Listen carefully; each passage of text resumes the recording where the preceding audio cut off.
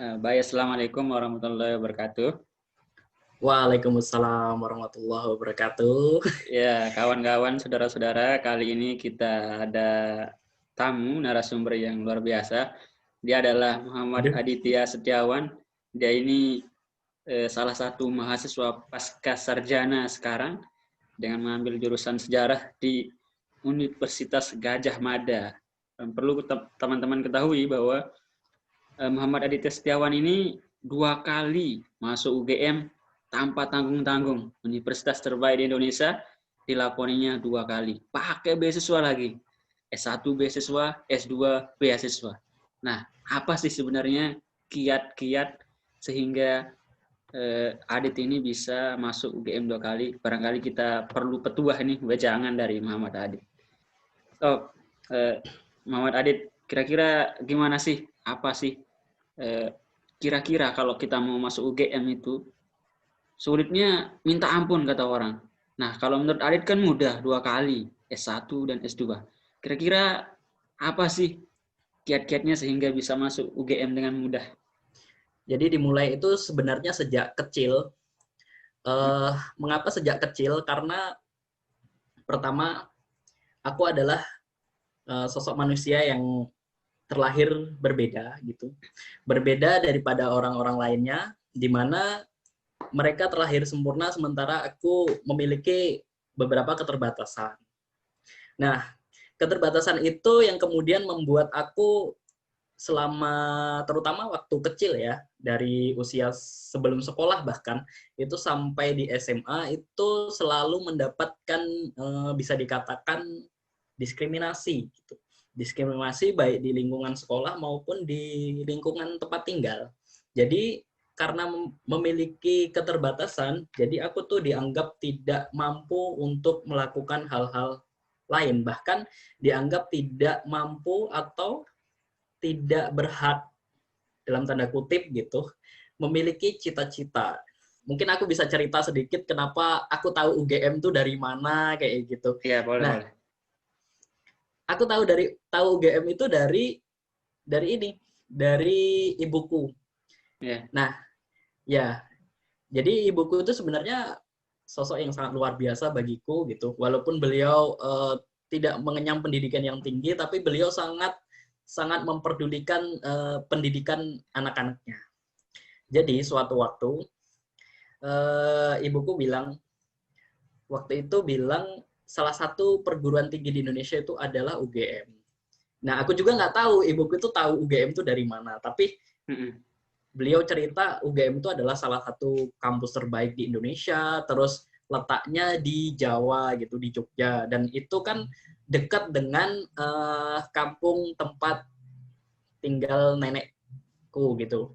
Nah, dari situ aku mempunyai keinginan, jadi waktu itu kelas 3 SMP, oh iya, kalau gitu aku memiliki keinginan untuk lanjut ke UGM, nanti setelah SMA.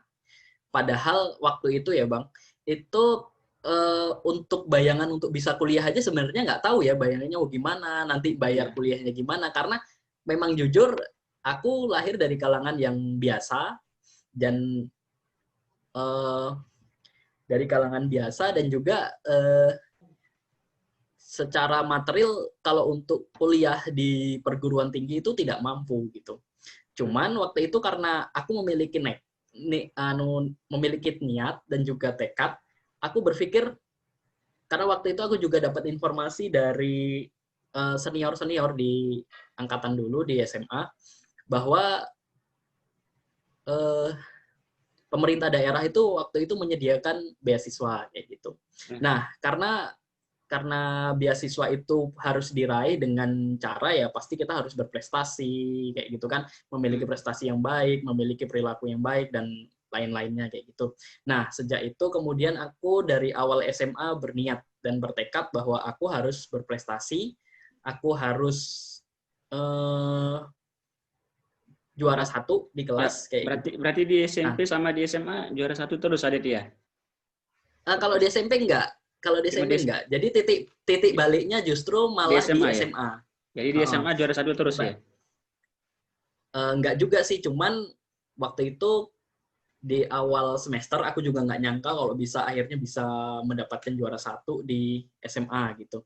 Ya. Di kelas 1 aku juara 1, terus kemudian berlanjut di semester 2-nya dan bahkan bisa menyabet juara umum di sekolah. Wah. Jadi waktu itu aku bersyukur banget gitu karena ini bagiku adalah modal awal untuk ya ke jenjang berikutnya gitu. Yeah. Iya, harapannya Terus, gitu. Harapannya karena ya untuk dapat beasiswa kan harus harus punya prestasi yang baik di sekolah gitu. Lalu? Nah, kemudian S1, ternyata di kelas 2 itu peringkatku menurun, tapi secara prestasi sebenarnya enggak gitu. Bahkan aku bisa dapat beasiswa di sekolah waktu itu, beasiswa pendidikan dari salah satu perusahaan itu diberikan sebagai reward gitu, sebagai apresiasi terhadap peningkatan kualitas pendidikan di sekolah gitu. Dan itu diberikan kepada anak-anak yang mendapatkan peringkat juara di tiap masing-masing kelas gitu. Wah, beasiswa apa, Dit? Beasiswa ini prestasi dari salah satu perusahaan perkebunan di sana dulu di sekolah. Oh, di nama SMA di beasiswanya Riau. masih ingat? Kalau nama beasiswanya secara ini kayaknya nggak punya nama, cuman itu disebutkan sebagai beasiswa prestasi untuk SMA gitu, siswa SMA. Lalu? Nah, kemudian aku berusaha untuk mempertahankan prestasi itu di sekolah karena memang itu sebagai modal awal untuk melanjutkan ke step berikutnya. Nah, kemudian di kelas 3 kan setelah menjelang kelulusan kan kita ada pendaftaran SNMPTN itu. Yeah. Ya. Nah, SNMPTN itu 2013. Jadi sebenarnya aku kan angkatan 2013 dan itu SNMPTN di masa itu adalah jalur penerimaan mahasiswa melalui jalur undangan atau jalur prestasi itu yang pertama gitu. Yang pertama, kan yang sebelumnya kan jalurnya itu ada SNMPTN juga namanya, cuman kan dia ini ya melalui seleksi tertulis gitu kan. Nah, kalau SNMPTN di zaman aku itu yang awalnya pertama kali itu untuk undangan. Nah, di situ aku berusaha untuk bisa masuk lewat jalur itu dengan menggunakan prestasi yang ada ya, nilai rapot itu. Nah, kemudian ya alhamdulillah secara mengejutkan karena aku kaget juga, itu ternyata aku diterima di salah satu perguruan tinggi di UGM itu 2013. Cuman jurusannya bukan ini, Bang, bukan sejarah gitu. Ya, nah, jurusan pertanian. Oh, di UGM S1 pertanian berarti? Nanti dulu, ini ceritanya sebenarnya panjang. Oh iya, terus? Jadi aku diterima di jurusan pertanian di tahun 2013 itu melalui jalur undangan. Nah, tapi waktu itu kenapa aku ngambil jurusan pertanian karena aku dari awal kan tidak ingin memberatkan orang tua untuk biaya kuliah ya.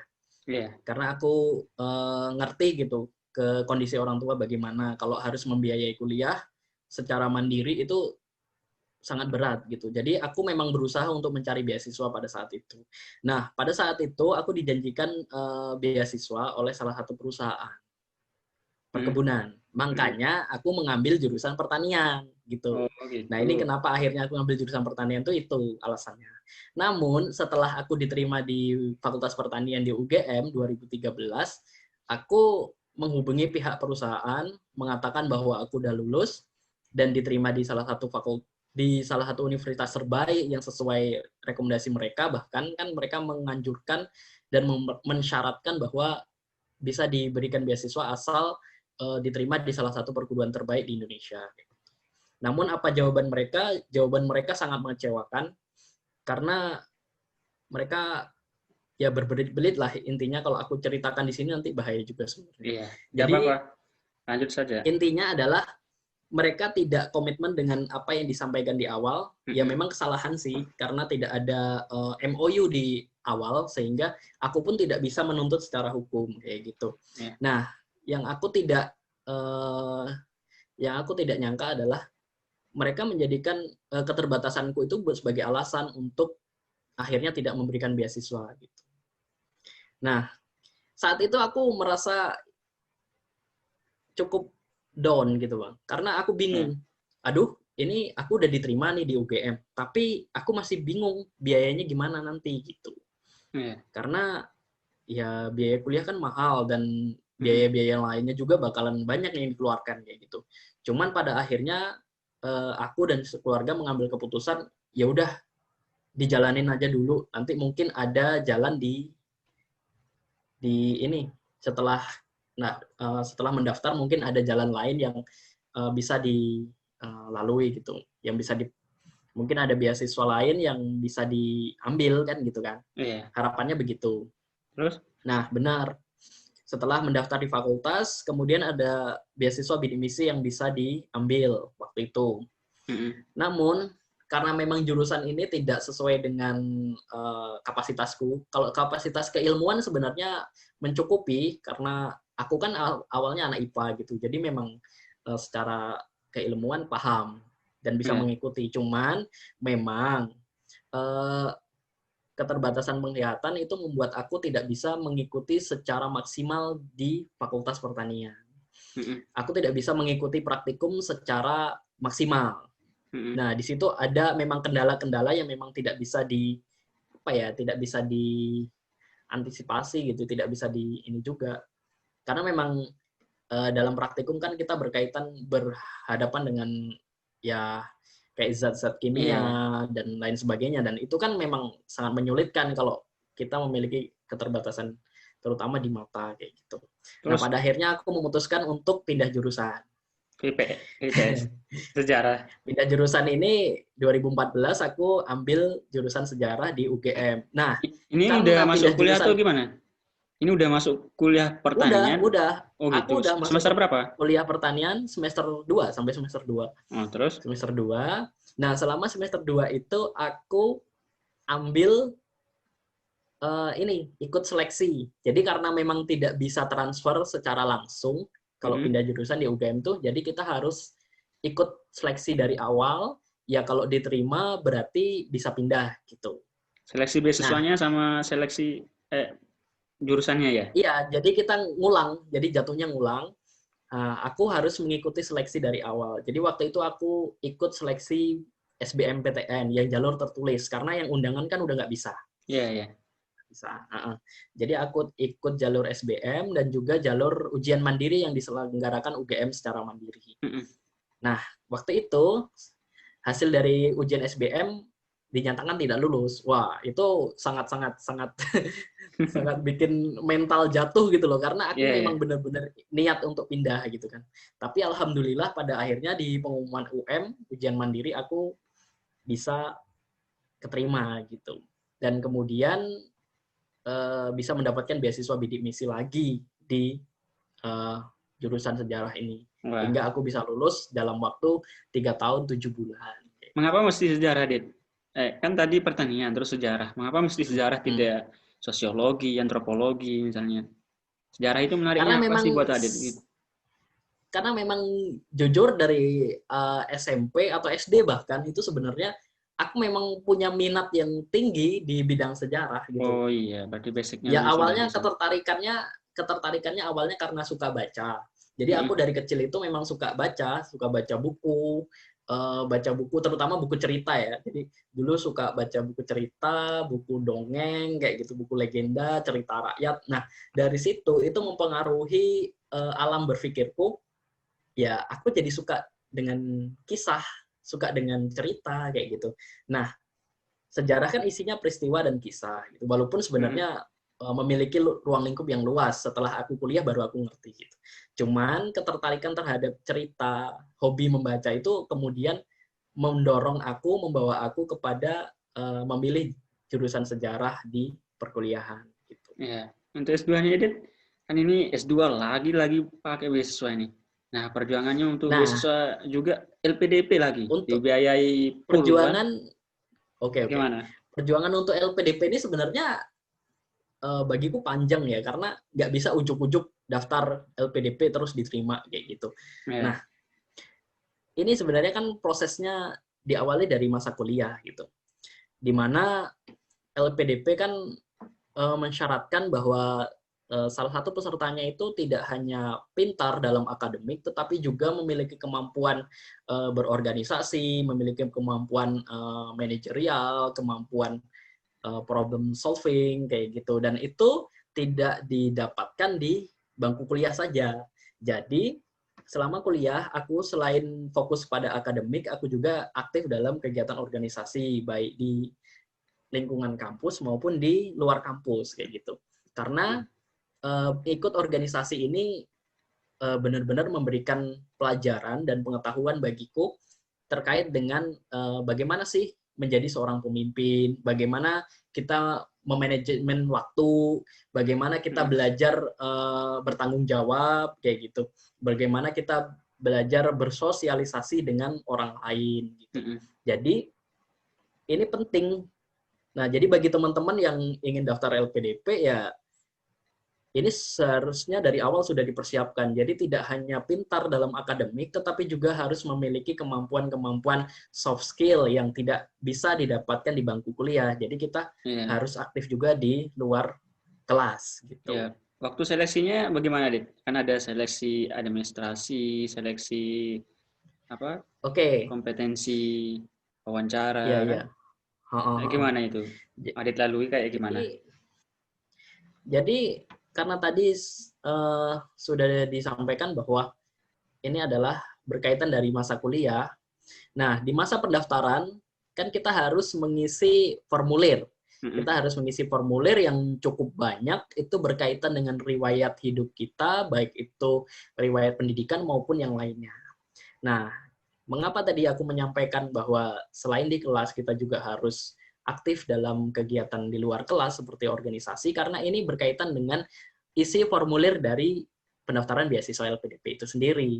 Karena di mana waktu pendaftaran kita kan diminta mengisi formulir yang berisi biodata, juga berpengalaman organisasi, pengalaman menulis, bahkan kalau memang ada pengalaman menulis jurnal atau menulis artikel di koran, surat kabar, atau juga menulis buku, itu sangat-sangat sangat-sangat membantu gitu, membantu kita untuk bisa lebih apa ya? Ya memiliki nilai plus lah di mata tim seleksi dari LPDP gitu.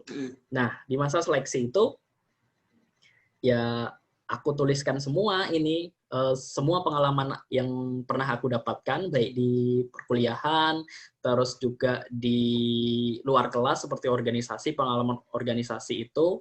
Nah, kemudian perjalanan kayak prestasi gitu, apa yang didapatkan selama ini, itu juga aku tuliskan, karena itu memang memiliki nilai tambah yang penting gitu di dalam seleksi LPDP. Nah, kemudian setelah dinyatakan lulus dalam seleksi administrasi, oh ya, yang penting dari seleksi LPDP itu yang paling awal kita harus memiliki nilai skor bahasa Inggris. Nah, itu penting banget gitu. Dan semua beasiswa tidak hanya LPDP pasti mensyaratkan itu. Nah, jadi bagi teman-teman yang kalau mau daftar LPDP atau daftar beasiswa yang lain, tentu harus pertama mempersiapkan sertifikat kemampuan bahasa Inggris, bisa TOEFL, IELTS maupun yang lain yang sesuai standar internasional. Nah, lalu selesai lulus administrasi? Setelah lulus administrasi, ya yang selanjutnya kan seleksi berbasis komputer, di mana isinya adalah itu seperti soal TPA, ya berkaitan dengan numerik, kemampuan numerik dan kemampuan kognitif kayak pemahaman penalanan kata gitu. Yang lainnya juga itu berkaitan dengan soft kompetensi. Nah, itu berkaitan dengan itu soalnya kepribadian kayak kita. Gimana?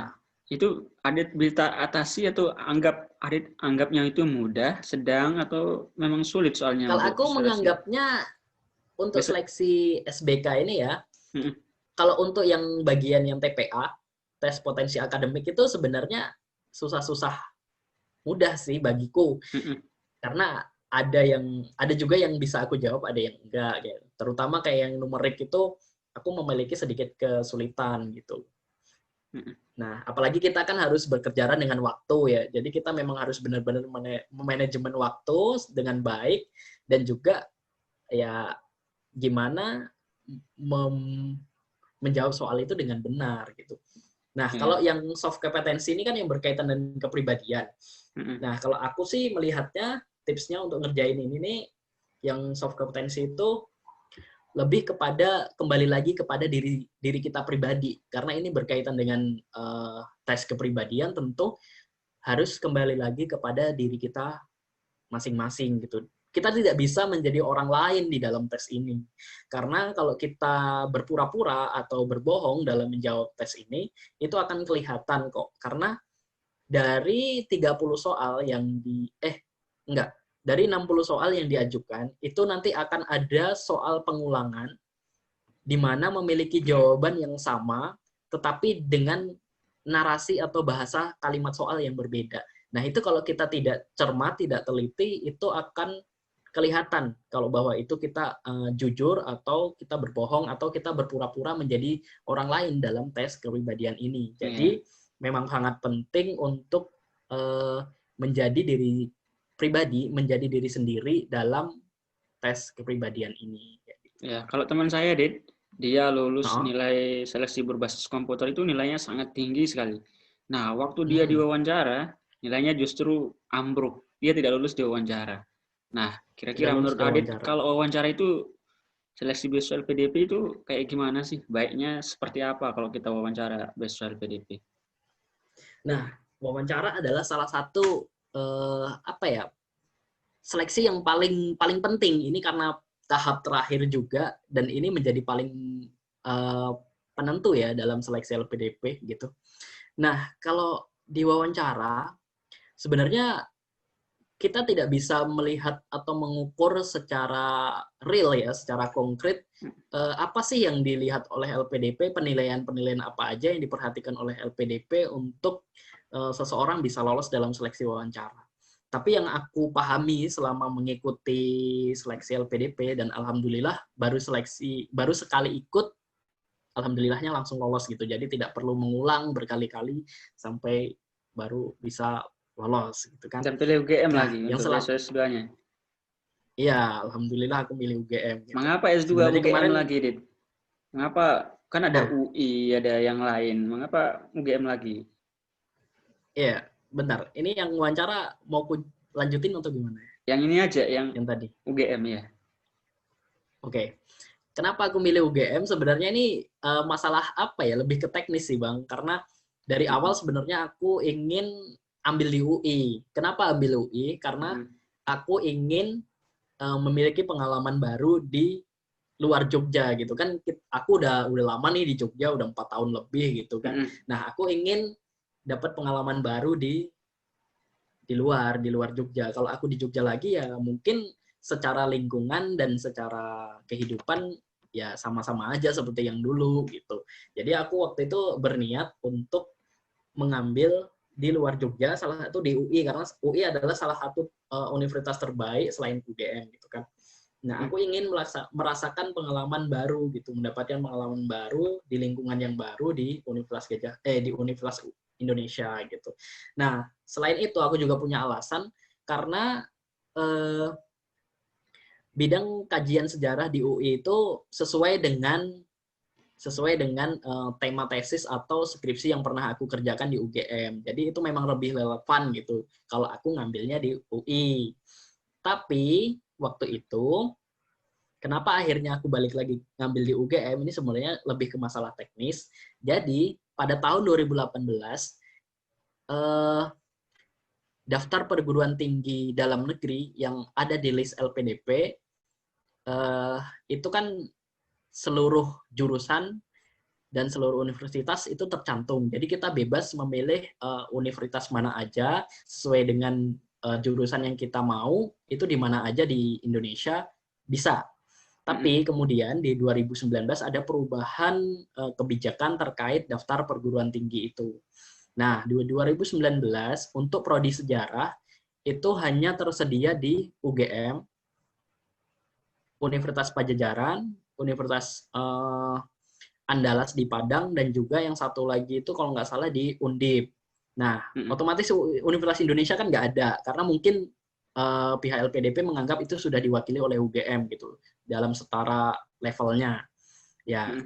Ya secara teknis saja aku berpikir gini, ya kan aku lulusan UGM gitu. Kalau aku ngambil di luar UGM tapi tidak di UI, ya berarti secara kualitas kan turun gitu. Karena universitas-universitas yang ada ini yang aku sebutkan tadi itu secara keilmuan mengacu kepada UGM gitu.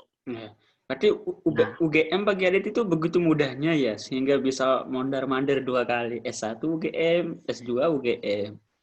Apa sebenarnya begitu nggak mudah Bang, mudahnya? karena Nah, nggak mudah sebenarnya. Karena ya aku bilang tadi kan di awal udah aku ceritain bahwa itu butuh perjuangan gitu. ya Aku untuk harus ikut mengikuti seleksi seleksinya gitu. gimana? Apakah mesti belajar yang giat, harus mengorbankan waktu 24 jam atau bagaimana untuk mengikuti Kalau seleksi mengorbankan UGM? waktu, oke. Jadi Seleksi di gini ya, UGM-nya gimana? seleksi di UGM itu menurut aku sulit, bagi aku juga sulit. Makanya Mm-mm. apalagi dulu kan aku dari SMA yang biasa, SMA yang nggak terkenal, bahkan di Riau sendiri pun nggak terkenal SMA itu. Jadi Mm-mm. itu kan sulit. Biasanya kan selama ini eh, sekolah-sekolah favorit di ibu kota atau di Jawa yang memiliki nama itu yang menjadi salah satu faktor kenapa siswa tersebut kemudian diterima di salah satu perguruan tinggi terbaik kayak gitu. Mm-mm. Selain melihat kemampuan dari siswa tersebut. Nah, karena aku merasa SMA aku tidak terkenal, otomatis aku harus berusaha lebih giat, terutama untuk meraih skor yang baik agar bisa lolos dalam seleksi tersebut. Nah, waktu itu ya bukan mengorbankan waktu 24 jam juga sih, tapi Ya. aku berusaha mengalokasikan waktu setiap hari, tapi nggak banyak gitu ya, tapi konsisten. Jadi setiap hari tapi konsisten untuk belajar Mm-mm. materi-materi yang memang akan diujikan dalam seleksi itu.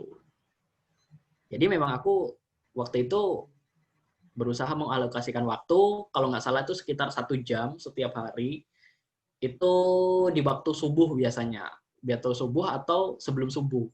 Itu aku berusaha untuk mengalokasikan waktu di situ. Kenapa subuh atau sebelum subuh? Karena eh, ya aku merasa sendiri karena kalau belajar di waktu-waktu subuh atau sebelum subuh itu memang kita bisa lebih mudah memahami materi dibandingkan, dan kita juga bisa lebih fokus dibandingkan kita belajar di waktu-waktu lain gitu, seperti malam gitu. Kalau malam Ya. habis isya gitu kan, itu kita biasanya kan udah capek, Oke, udah oke. letih gitu, dan biasanya Oke. udah ngantuk juga. Jadi kalau Mm-mm. belajar pun nggak ini toh, nggak Nah, kalau bisa yang maksimal disukai gitu. dari UGM apa, Dit? Kalau yang disukai dari Yang disukai UGM. dari UGM, Mm-mm. yang disukai dari UGM, kalau aku jujur, pertama lingkungannya itu terutama lingkungan UGM kan itu nggak bisa dipisahkan dari Jogja. Nah, Ya. menurut aku Jogja ini beda dari yang lain gitu. Mm-mm. Kenapa beda?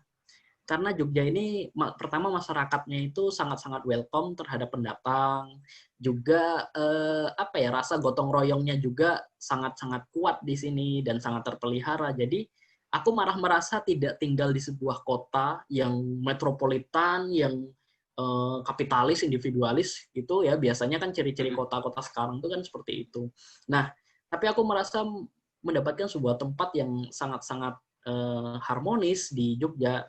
Bahkan kalau kita belum kenal ya dengan penduduk, dengan seseorang yang kita temui di jalan gitu, kita sering kok tiba-tiba disapa gitu. Bahkan kalau kita nanya sesuatu itu mereka sangat welcome untuk memberikan jawaban, untuk memberikan ini petunjuk gitu. Nah, aku Ya. sangat suka lingkungan dengan Jogja, makanya aku memilih UGM juga seperti Baik. itu. Nah, sebagai di ujung pembicaraan ini, Dit.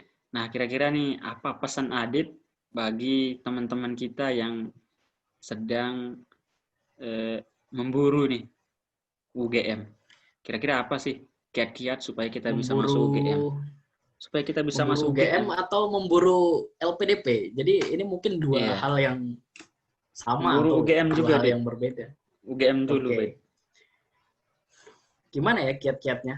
Kalau aku sih sebenarnya yang pertama, kalau dari pribadi aku sendiri, itu yang pertama adalah niat.